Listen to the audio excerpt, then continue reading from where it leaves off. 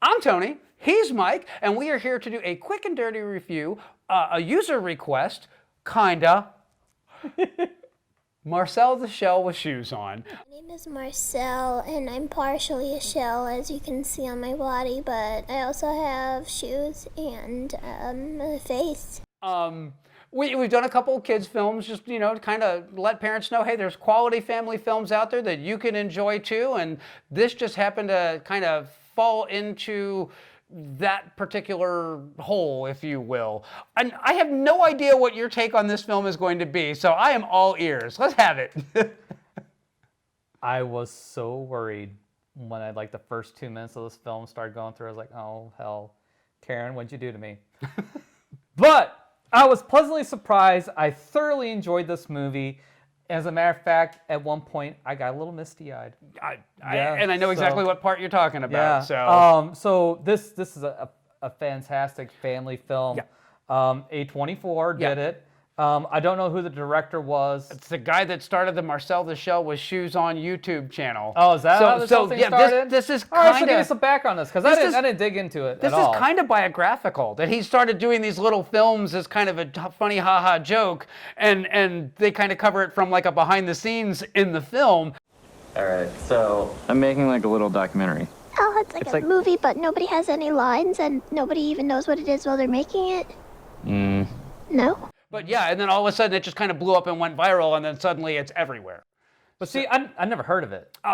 So it must have been like viral in a very niche sense. I think because I had no clue what it was. Like I had no idea that it was some sort of phenomenon prior to this in the movie, because it seemed like super indie. I mean, of course it is A24, so it is indie, but not true to life indie. But at the same time, it came across that. I got that vibe, and I enjoyed it a lot. It's very cute. It's very charming. You want to know what the truth is about shrimps? Sure. They're the idiots of the sea. One time I saw a shrimp just swim right into a rock. This was not at all what I expected it to be. Yeah. And it starts off and it's very cutesy, and it's got all these little situational jokes, and there's some laugh out loud funny stuff in there. The Hardy hairs, I will never. Yes. I laughed really hard, and when he talks about how he wants a dog, but he has to walk his piece of lint because he's afraid of the dog. All that landed completely perfectly, and they really set Marcel up as a super charming character, and Nana Connie, but. What I wasn't expecting was for it to go in the direction it is. And I don't want to spoil the film, but this is a film that introduces the idea of loss and loss of loved ones. How long has it been since you've seen your family? I couldn't tell you, but the space in my heart gets bigger and louder every day. One of them is resolved happily and one of them not so much, but weirdly, it's done realistically. It's done in a very relatable way, and it's done in a way that kids can understand without upsetting them or traumatizing them. So I just want, if you're not familiar with Marcel the Shell and what this film is about, I want you to know that going, and that you might want to review it before you watch it with really little ones. No, it doesn't need train wheels. Just show it to your kids. It's fine, all right? At some point, they got to introduce this stuff. No, I just barely oppose helicopter parenting. That shit. No.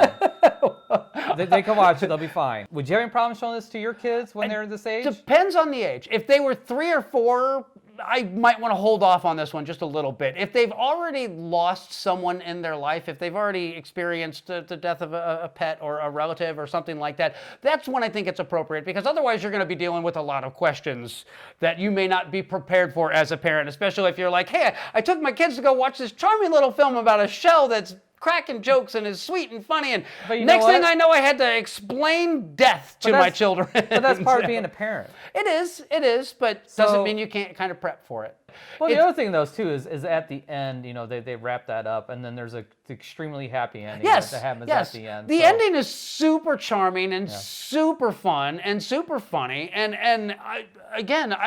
I enjoyed it far more than I was expecting to, but it was not the film that I was expecting it to be. I was expecting it to be much more in the vein of Paddington 2, and then when they deal with like these heavier things, but they do it in a child-friendly way, I was kind of like, okay, wow, all right, yeah, I get it. I understand the appeal of this. I understand why this has become such a thing. And I also understand why it has a 99% on Rotten Tomatoes, because I can't imagine, who's the one asshole that was all like, no, man, I don't want to watch this film. Marcel the Shell, not for me. What's wrong with you? Who hurt you? See that would have been me before I watched the film, though. You know, it's that person. I ain't watching that.